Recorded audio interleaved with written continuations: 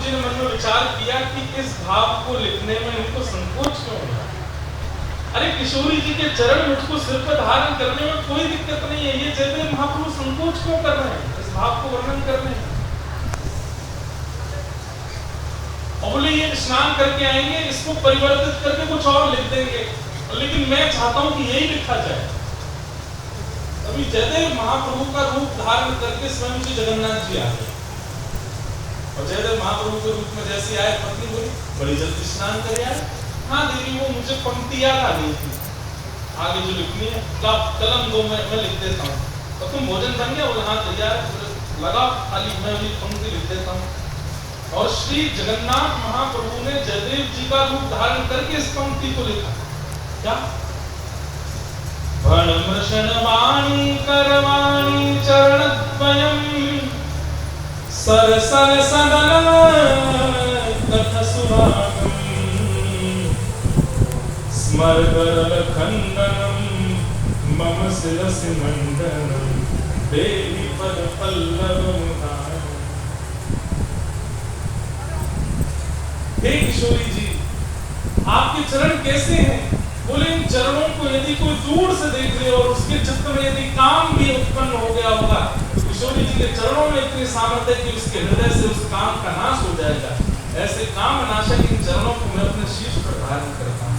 स्वयं ठाकुर जी ने लिखा और लिख करके जयदेव महाप्रभु की छाप लगा दी। जयति जयदेव कवि भारती भूषितम मानिनी जननिति शातम। जयदेव महाप्रभु की छाप लगा करके और पूरी पंक्ति पूरी करके देवी भोजन लगाओ।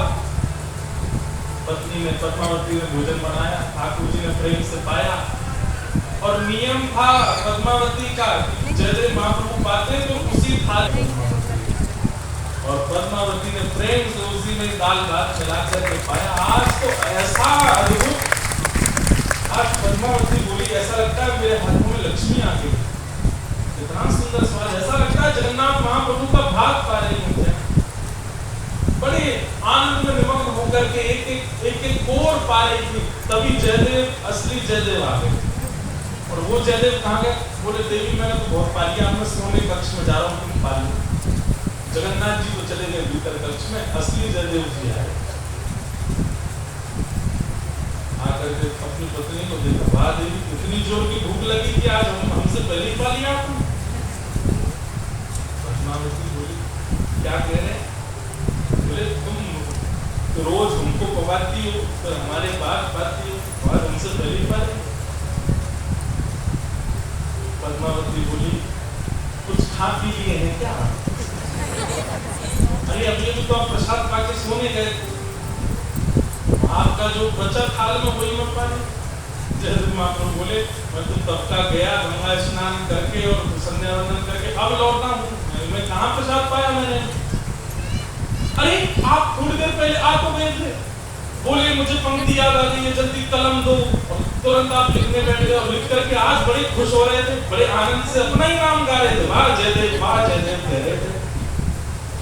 तो प्रसाद प्रेम से आपने पाया, सोने गए, वो भीतर पीछे से निकल के फिर आ गए, वो बाहर क्या लीला कर रहे हो आज?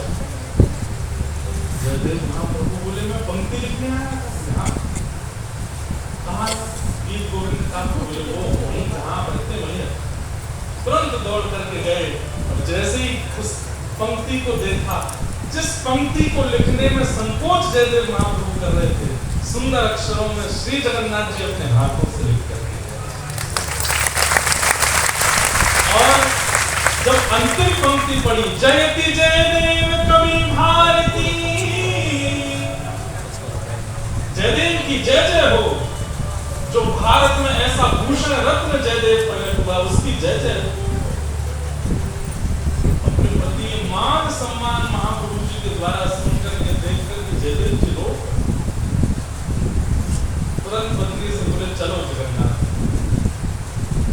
महाप्रभु जी के सन्मुख आकर के इतना रोए ना, आप कितना स्नेह देते हैं, कितना प्रेम करते हैं, सर्व भावों से आपने मुझे युक्त कर दिया। मैंने क्या दिया आपको?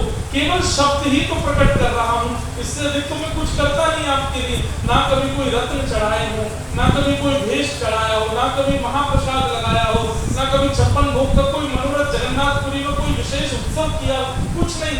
दूर बैठा बैठा केवल शब्द प्रस्तुत करता हूँ और आप इतने प्रसन्न हो जाते हैं। जब महाप्रभु को देख करके जगन्नाथ जी कहते हैं ये सबसे प्रिय भोग है मेरा, जब कोई भक्त अपने शब्द प्रकट करता है उनको सबसे ज्यादा प्रिय। इसलिए भैया ये गीत गोविंद महाकाव्य, इसको सामान्य स्थिति मत समझे। ना तो शरीर के रोग दूर होंगे, ना घर परिवार के कलेश दूर होंगे। गीत गोविंद कोई हनुमान चालीसा की तरह बात नहीं करना, भूख पिशाच करते हैं यहाँ पे महावीर जब नाम सुना रहे। गीत गोविंद तो प्रेम लक्षणा भक्ति प्रधान, ऐसे गीत गोविंद बार बार